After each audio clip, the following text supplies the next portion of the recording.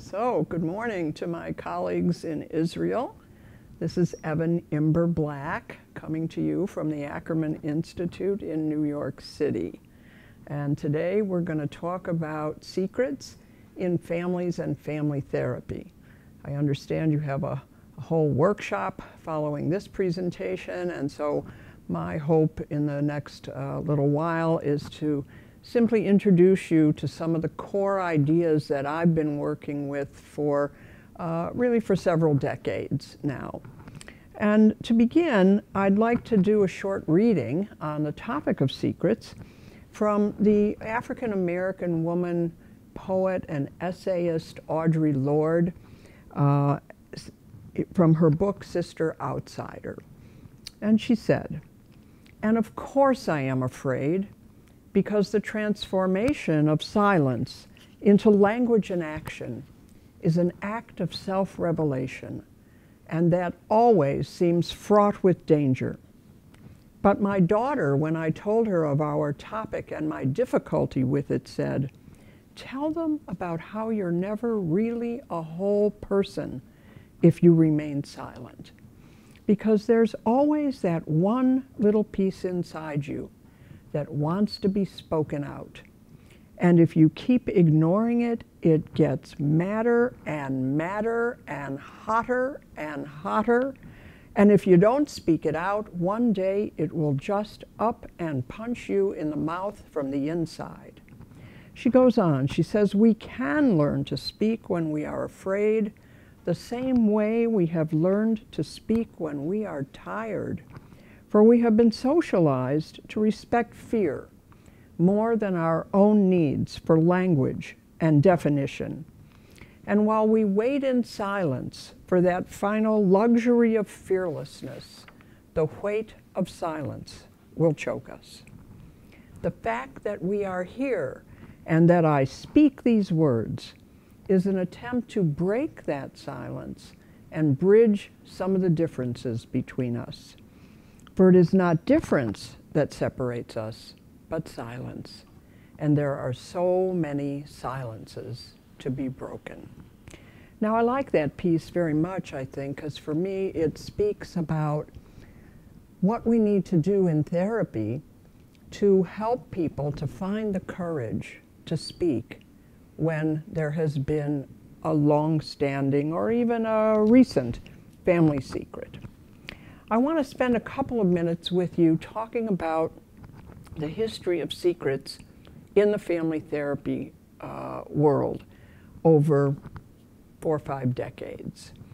For a long, long time, nobody talked about secrets at all. And when they did speak about secrets, it was a very polarized body of literature.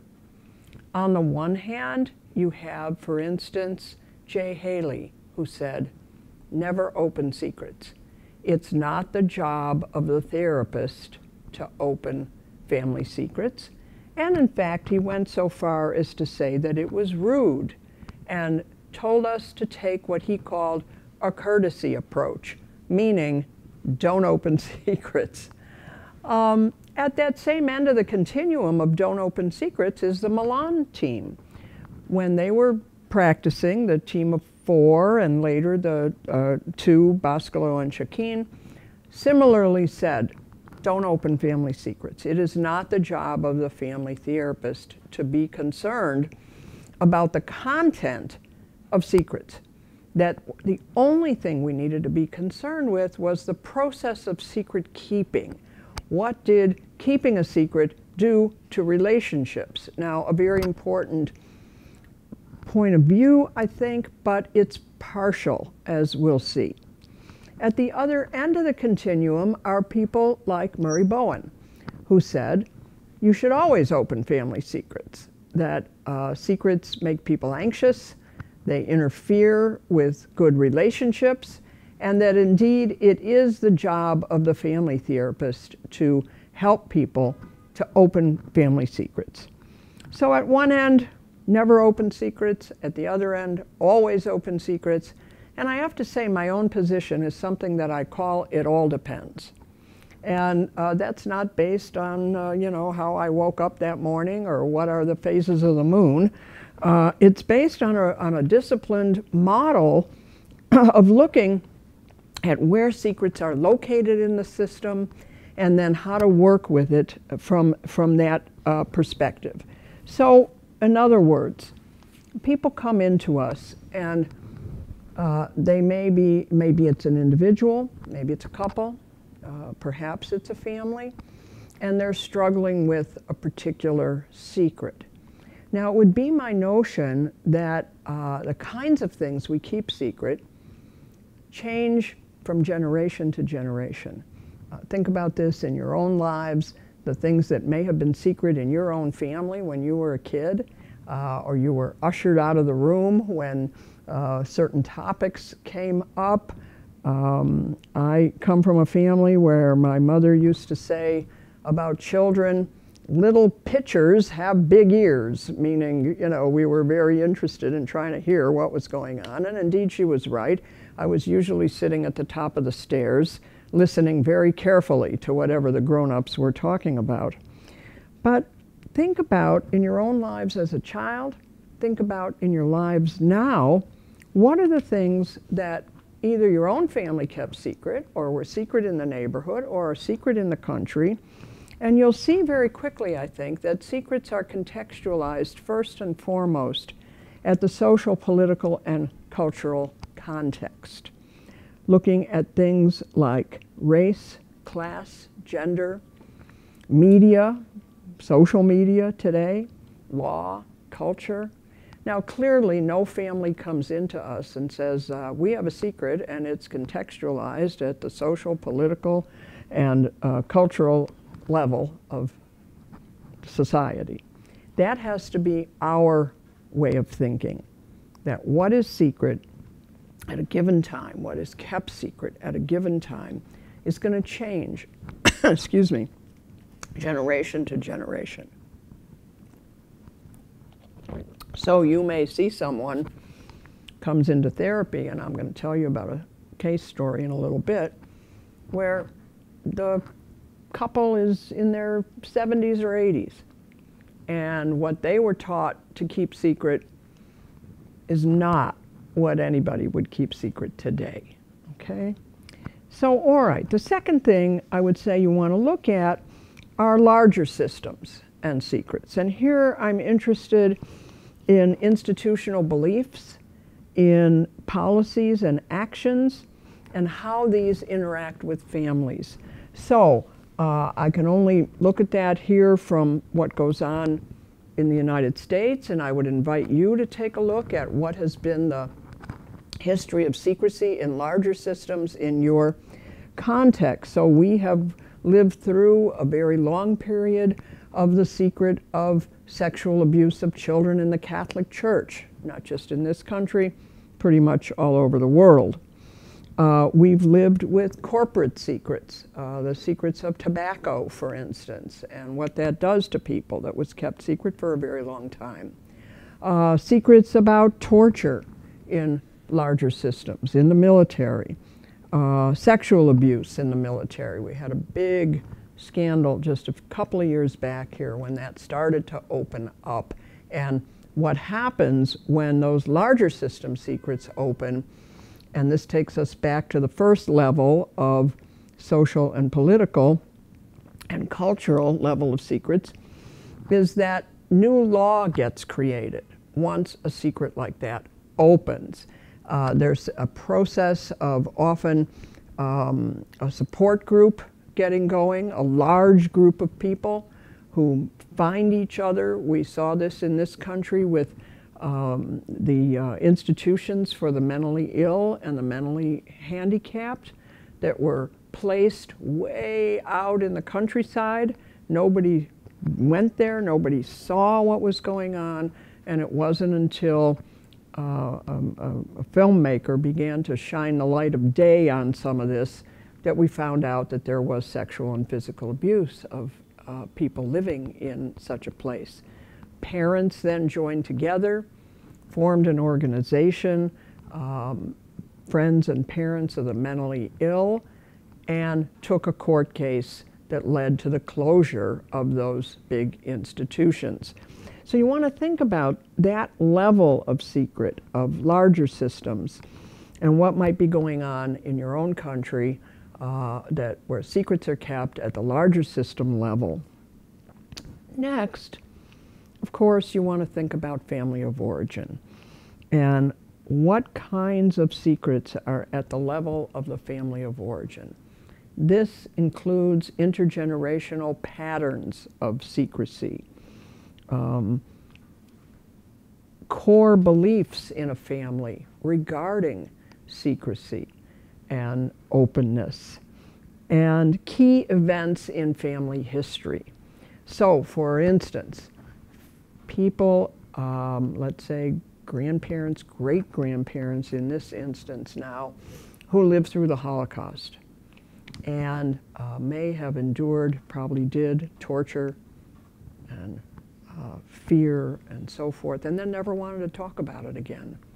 And many families that have had Holocaust, people, Holocaust survivor families, the younger generations have talked about, and I'm sure you've experienced this in your practice, the kind of silence in their family and not knowing what was the silence about. So you want to find out what are the beliefs in a family of origin, and then how does that resonate and sort of trickle down to the current generation. Then I'm interested in the household level, relationship patterns that form in a given household, triads that are shaped by secrets, the hierarchy effects that secrets have. In other words, sometimes a child and a parent will be keeping a secret from another parent. And what does that do? That shifts that child's position in the family hierarchy. The impact of secrets on communication. Very often when there are secrets in a family, communication gets a little odd. For instance, many years ago, Peggy Papp and I saw a family, and the presenting problem was a little girl. She was 4 years old, and she would not speak outside the house. She would speak only to her parents, and then at her nursery school, she would talk to one little boy who sort of would speak for her, but she would not talk to the teacher or to the other children. And in the first session, she was sitting on the floor and she was coloring and she was, kind of seemed rather content. And at a certain point in the session, the mother turned to me and went like this: "I've been married before, but she doesn't know it." And I was sitting there thinking, now, she's not deaf. She doesn't speak, but she's not deaf. And the little girl looked up and looked at her mother and went like this, looked at me and went like this, and then went right back to her coloring, okay?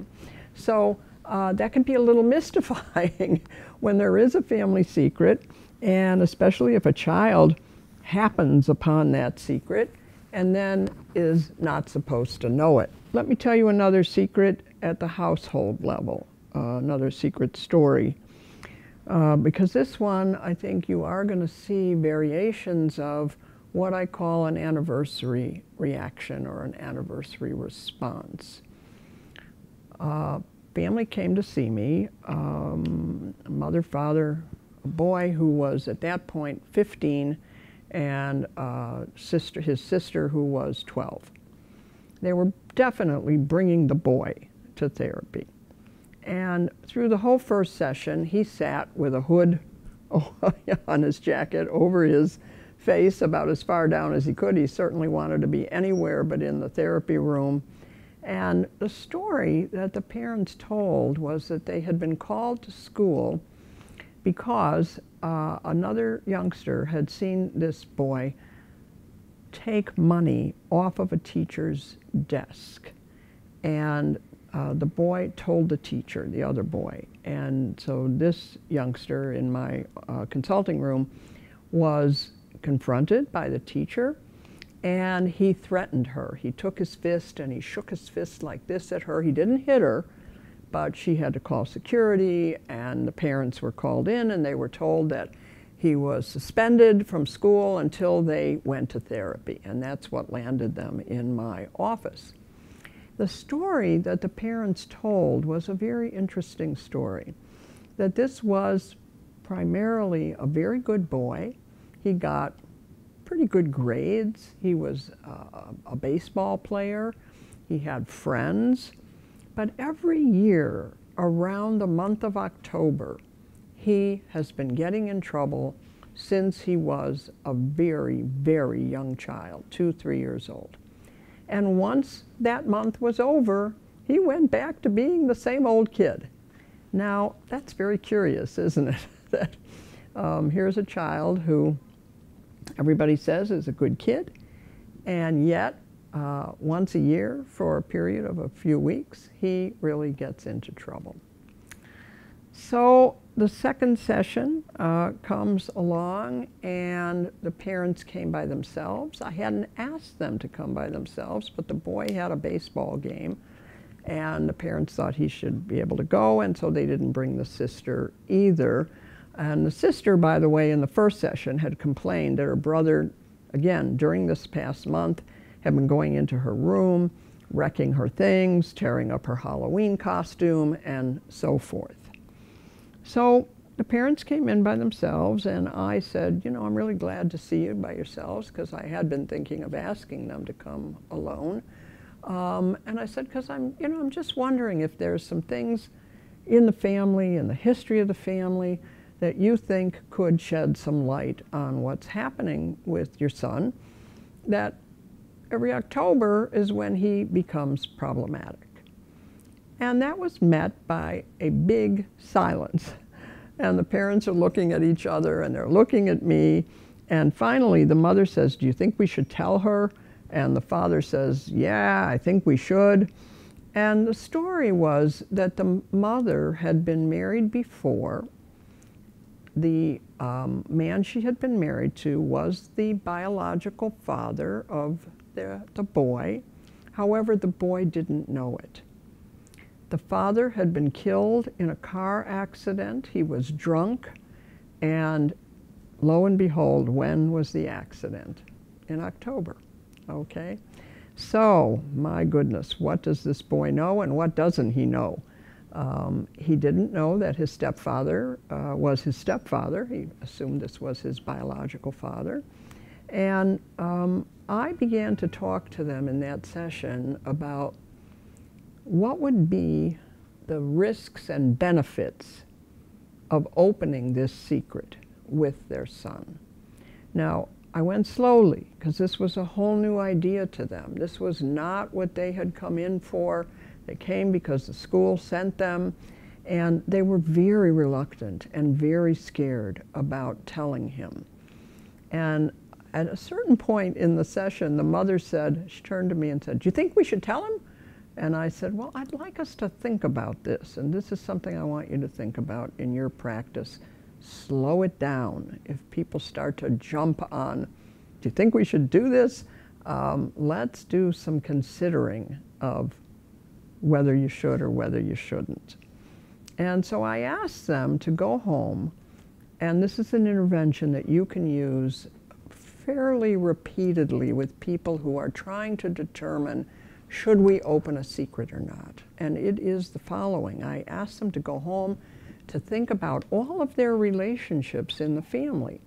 So each of their relationships with the boy, their relationships with the daughter, the son and daughter's relationship with one another, the mother's relationship with her mother and father, and their relationships with the stepfather's parents as well. And I said, I want you to think about the risks and benefits of opening the secret on each of these relationships. Because usually people are frightened. If they've kept something a secret for a fairly long time, the idea of opening that secret is a scary thing. They don't know what's going to happen. They don't know what's going to change. And so I said, here's what I want you to do. I want you to go home. I want you to think about this individually. Then I want you to talk together. And then I want you to come back and see me again without your son and daughter, and we'll talk about what you came up with. They came back the following week, and the mother said, I tell you, if she said it once, she probably said it 20 times in this next session. It would be a relief to me to tell him. And the father, stepfather, questioned her. Why would it be a relief? I think I would be the loser in this. And we spent a lot of time talking about that he was afraid that the boy would stop loving him. And clearly, he is the only father that this child has known. They married when the boy was a baby.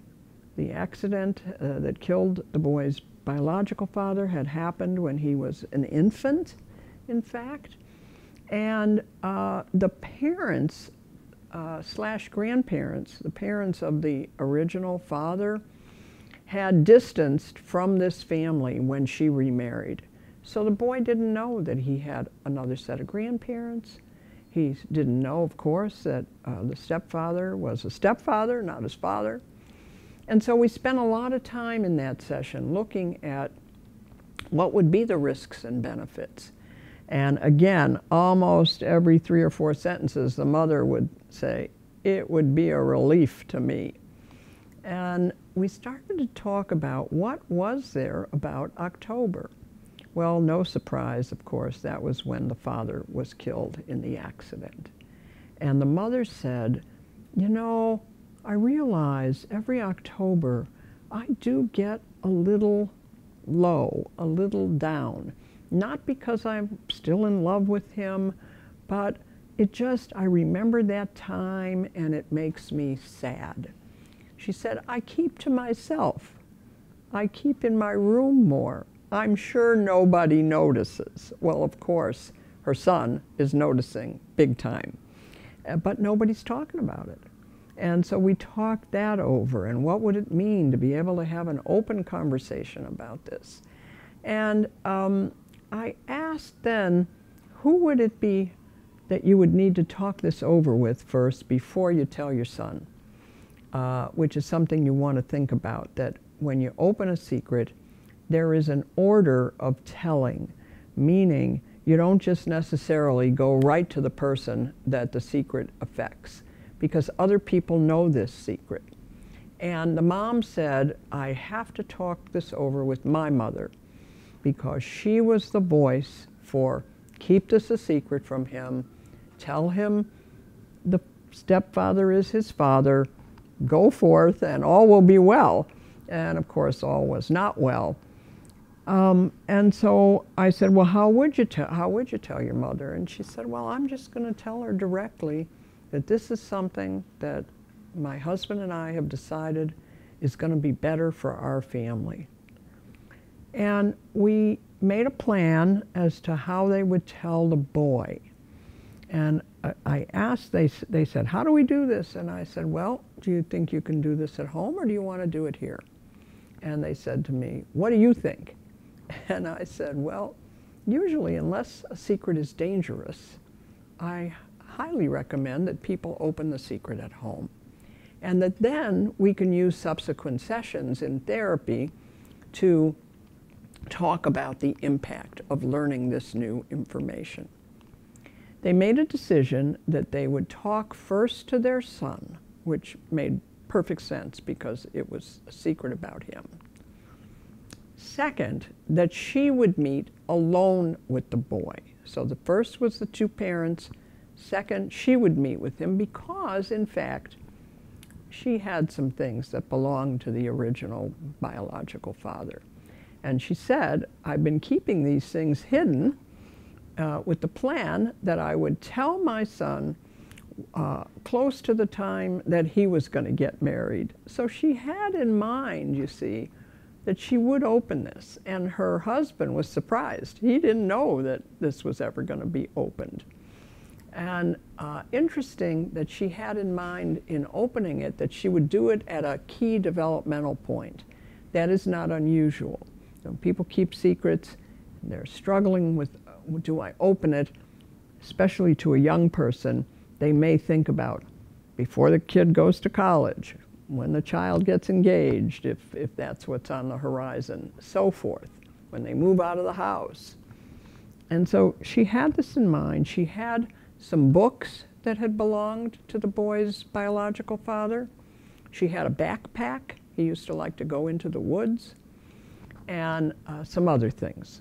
And that she would give him these things, talk to him about who his father was. His father was a troubled guy. The fact that he crashed the car drunk was not all that surprising because he had a serious drinking problem. And quite frankly, the likelihood of this boy developing a drinking problem, had they not started to talk about this openly, was pretty great. So that was going to be the second piece. Then they were going to tell the boy that they needed to tell this to his sister. The sister, of course, was the child of this couple sitting in front of me. And did he want to be present at that telling or not? Turned out that he did. They told the sister. A whole lot of things just started to fall into place in a really nice way. And after they're telling him and giving him the gifts and so forth, we then had a meeting in therapy. We talked about the secret. We talked about why the parents had kept the secret, because it was one of these secrets, and this is very frequent with parents, that they kept out of a desire to protect a younger child. This boy was just a little baby when the father, the original father, died. The stepfather came on the scene not all that long later. And so when do you start to open a secret like that? And they just got more and more confused and thought, well enough alone, let's keep it the way it is. The other thing that the mother said in that session where we were planning opening the secret was, I know he's going to ask about the grandparents. And I thought, yeah, you're right. Or other relatives that he has out there. Sure enough, almost the first thing he said after starting to talk this over with them, where are my grandparents? And the story was that when the biological father was killed in the car accident, and within about 8 or 10 months she remarried, they distanced. They basically cut off. And so she knew she was going to need to get in touch with them and tell them that he wanted to meet them and invite them back into their lives. And she did so. It turned out very well. They said, we were hoping we would hear from you eventually. They came over, they met. And at the very end of therapy, we punctuated all of this work with a mutual adoption ritual where the stepfather openly adopted the boy. He had adopted him secretly earlier, and the boy adopted his stepfather. And there were friends and there was family, and so the secret was no more a secret. So this is a good example of a secret at the level of the household and how it was tying up everybody's relationships, getting this youngster in trouble every year. One of the things that was starting to happen that October was that he was starting to experiment with alcohol. No big surprise. And so, I tell you this story by way of thinking about how do you work with this? Go slow. Don't think that if something opens in one session that you have to open it in the following session. We had a case here at Ackerman many years ago where a little boy, unbeknownst to him, was the product of a rape. And how do you tell a child that? Well, they waited and waited and waited, the mother, the grandmother.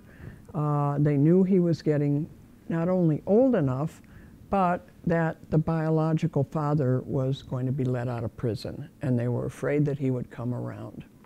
is they came here to therapy, they talked all this over with us, and I think we spent probably 2.5 months figuring out what's the best way to open a secret like this, a very painful secret indeed. So the only reason to rush in opening a secret is if a secret is dangerous. All right, and let me say a couple things about that for a minute. There are different kinds of secrets. There are sweet secrets, like a surprise party, for instance, or when you wrap a present for somebody, it's a secret until they unwrap it. There are toxic secrets, and by toxic secrets, I mean secrets that poison relationships over time and that harm an individual psychologically, relationally. So the case I just told you is a good example of a toxic secret. We had time on our side. October had passed when they came into therapy. We had a lot of time on our side. We could work at this slowly and not have to be concerned that it had to open the following week. On the other hand, there are dangerous secrets where somebody is in imminent physical or sexual danger, and that can't wait. Those kinds of secrets you need to open quickly. You may need to do things to help people get to safety. You may need to help someone get to a shelter, someone, a woman who's being abused or her children are being abused. And those secrets you don't keep. You don't have time on your side. Okay? So think about that distinction. I want to go back for a few minutes to the topic of secrets intergenerationally and tell you another story. And this one was about a woman. She was, when I met them, she was 75 years old. Her husband was 76. She had 4 children, grown children who had children of their own, 3 daughters and a son, all, but when I met them, in their 40s and 50s. And the 75-year-old woman had a severe hand-washing problem. She washed her hands, I don't know, they said 100 times a day. I know when I met her, her hands were red and raw and looked terrible. And she had a severe fear of germs, a phobia of germs. And her husband had had a couple of heart attacks. He was doing okay at the time when I met them. Every so often she would be hospitalized, and that's how I met the family. She was in the hospital for what was being called severe anxiety. I met them and I asked, first of all, about prior therapy. Well, she had had everything imaginable. She had been put on medication. She had had individual therapy. The couple had had some couple therapy. Every so often they would hospitalize her. And no one at any point had seen the whole family for therapy. And I thought, well, let's try that, because I don't know what's happening here. I started to meet with them, and in the first session, they said a very interesting thing to me. They said, we want you to know that we don't like outsiders. I said, who are outsiders? They said, everyone except our family. I said, how do you treat outsiders? They said, with politeness and distance. I thought, good luck, therapist. How am I going to get anywhere with this? I'm an outsider who's going to be treated with politeness and distance. We started to work. Quite honestly, we didn't get very far. And around the 5th or 6th meeting, I was working with a team, and we had an idea that we wanted to put the grown children behind the one-way mirror, that I would talk with the older couple, and that the children would be put in charge of phoning me and asking me to raise questions. Now, it's a very unusual setup. I have not done it before or since in quite that way. But the calls started to fly into the room. somehow setting it up this way with the mirror as a psychological boundary, not just a physical boundary, gave the grown children some degree of permission to give me permission to ask questions of the couple about their lives, their relationship, all kinds of things that nobody had been willing to talk about in this therapy before. Now, I didn't get to any kind of secret in that session, but something seemed to happen that just loosened things, that sort of shook things loose. I was very excited. I thought, I think I'm going to hear from them. I think we're going to make some progress. I had no idea what the progress would be. And they didn't call me. And I was very distressed. I thought, oh my goodness, this was too much for them, having their children challenge them, having their children say, why don't you talk about this, and why don't you talk about that, and what about your relationship, and so forth. And I thought, well, you know, we tried something, it didn't work. 10 weeks went by, and I got a call from the mother in the oldest generation, the woman who had the hand washing problem. She said, do you think we should come in? I said, I don't know, what do you think? She said, I think we need to come in. She and her husband came into that session, no children there at all, and she started to tell me the story, the real story of their lives, which was that she had become pregnant before they married. This was in the late 1940s, okay? And she said to me, you know, at that time of life, this was a very disgraceful thing. It's sort of a quaint secret today. Not very many people keep the secret of a pregnancy before a legal marriage, at least not in this country. And she told me that they were sent away. She and her husband-to-be were sent to another part of the country, and they went there, they had their first baby, they had another baby before they got married. Finally, they married. None of the children knew this secret. And again, I started to talk with them about, well, what if they did know? What do you think would happen? And the father got kind of nervous, and the mother said, I could tell them. I'm fine talking about this. And indeed she was, but it was the first time she had talked to anybody about this since it all had happened.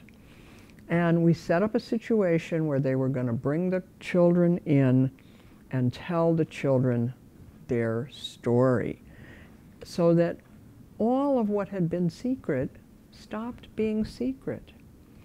Now, she then said to me at the end of that session, after the children had left the room, she said, do you think you could arrange for me to talk to a germ expert? And I tell you, my first thought was, germ expert? Are we going to talk about germs again? I thought we were finished with that. I mean, I didn't say that, of course, but that's what I was thinking.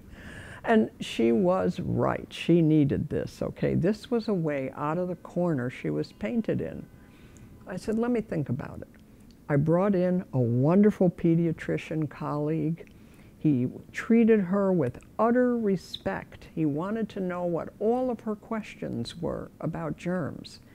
And she had some sort of funny questions, like, how long does a germ live in a shoe? And he said, not long. And she laughed and she cried and she said, now I can go shopping. And I thought, wow, she just needed some help. Having someone tell her, now that she didn't need to keep this secret anymore, why it's okay to not keep this secret anymore. So I tell you that story as well. You're going to be listening for secrets. You're going to be watching too. Sometimes we've talked about family of origin. We've talked about the household level. Sometimes an individual's going to come into you, and they may be keeping a secret. They may be wanting to open a secret. I get a lot of calls in August, right before young people are going to go off to college, and I'll get calls from parents who want to come in and talk to me And it's because, once again, a paternity secret, that the person that they thought was the kid was thinking was their father was not their father. And it's so interesting to me that that's when people come in. It's as if, no more chances. Now is when I have to talk about this with my child. You'll also see, I think, with individual secrets, people want to come in and open something, that point about developmental stage. How old is someone? Are they leaving home? Is someone about to get married? Is someone about to have a child of their own? This is very often a time when a family may want to open a secret. So let me shift a little bit here and talk with you about how do you know when to open a secret or not. And we'll talk about that as we go into the ending part of this. So the first thing I want to ask myself is what I call ownership. Who owns the secret? In other words, when you're keeping a secret that primarily regards your life, you're the owner of that secret. Maybe you have a serious illness, and while we might say, oh, it would be good to share that with somebody, and it probably would be, you own that secret. Now, if on the other hand you're keeping a paternity secret, you don't own that secret. The secret is, the ownership of that secret really belongs to the person, that child or grown child at that point, that the secret has been kept from. If you're leaving your husband, you don't need your sister's permission to tell your father. Okay, you own that secret. Then you want to know who has a right to know the secret. Now, by right, I'm thinking of things, for instance, like birth origins. I encountered something recently, and I'm sure you're probably seeing this in your own context. Because today there are so many fertility treatments, egg donation, sperm donation, and so forth. Donor egg, that's the case I encountered recently. The child born of those fertility treatments doesn't know until and unless people tell that child. Now, I would maintain that just like with adoption, where we learned through bitter experience that keeping adoption a secret from somebody is keeping a secret that you don't have a right to keep.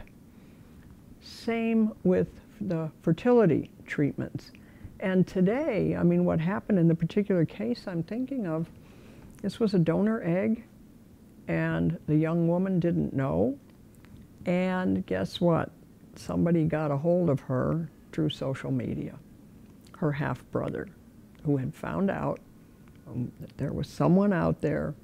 These kinds of secrets can't be kept in the way that they used to be able to be kept because of social media.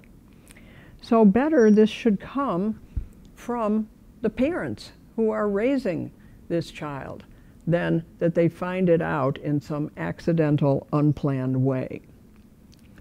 Then I want to know, does a secret violate shared assumptions in a relationship?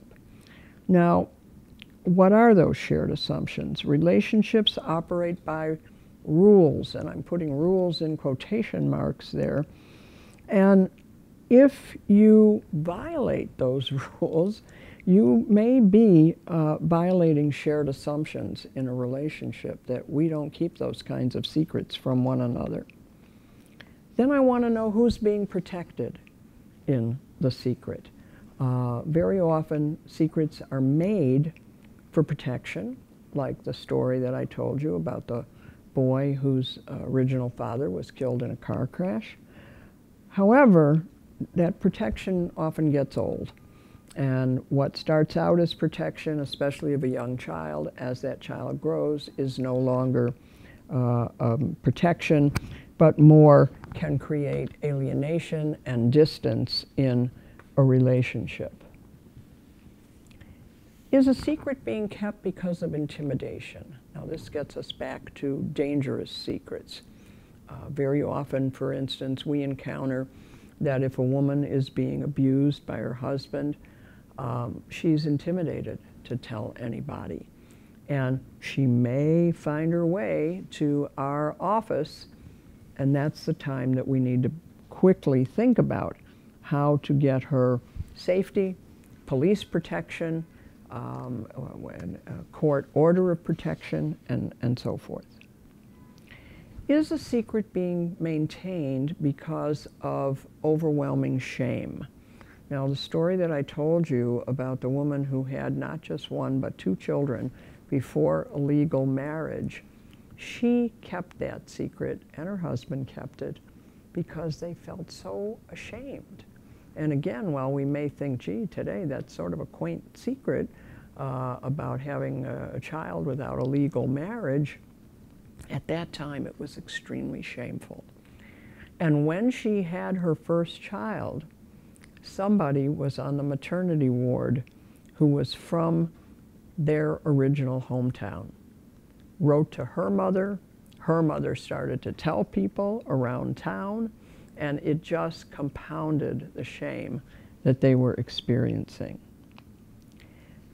Are you opening a secret because you're angry with someone? Well, that's not a good reason to open a secret, okay? You want to do something then in therapy to work on the anger, to dissipate the anger before you go about opening the secret, because sometimes people will open a secret with a sort of vengeance in mind, and that's not going to help relationships.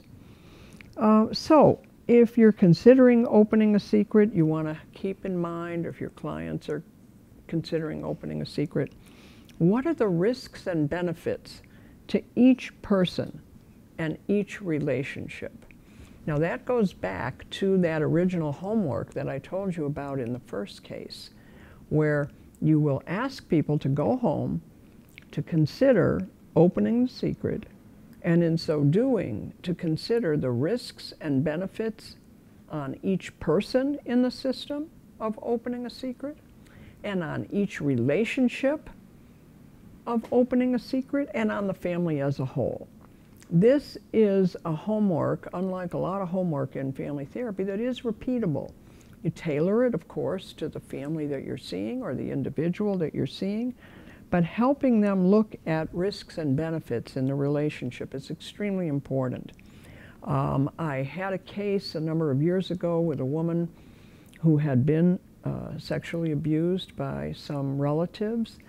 She had not told anybody. She opened it finally in therapy following, sadly, the rape of her daughter, her young daughter, and it brought up what had happened to her.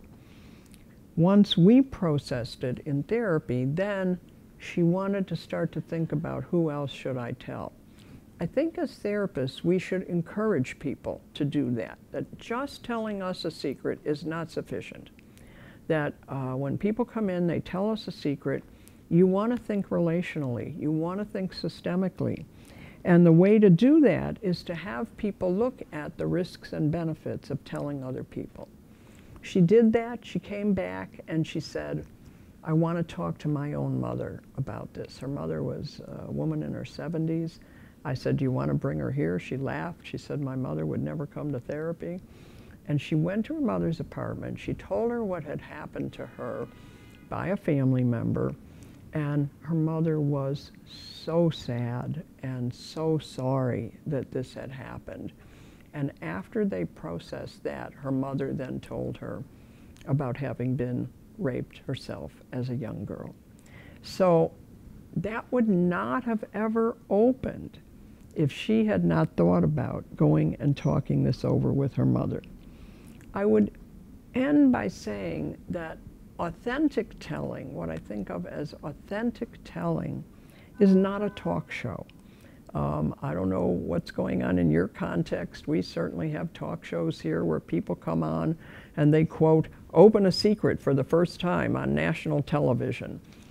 This is not the way you want to open a secret. I think of opening secrets as a kind of sacred trust that people put in us as therapists, and we want to hold it that way. We want to think through with people very carefully Who should they tell? Why should they tell it? What will be the consequences of opening it as best any of us can imagine? And then being the person who is there for your client, who guides them through that process, maybe brings other people in to the therapy and helps the secret open slowly in a good context. So I wish you very well today. Have a wonderful workshop, and thank you very much for inviting me.